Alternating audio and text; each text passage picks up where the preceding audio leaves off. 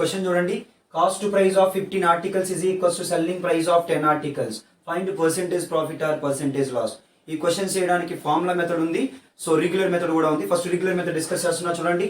Cost price of 15 articles is equals to so selling price of 10 articles. దీని నుంచి cost price divided by selling price is equals to ఇక్కడ 10 ఇక్కడ 15 ఉంది కదా, 5 తో 5 2 టైమ్స్, 5 తో 5 3 టైమ్స్ అంటే ఏమని రాయొచ్చు 2/3.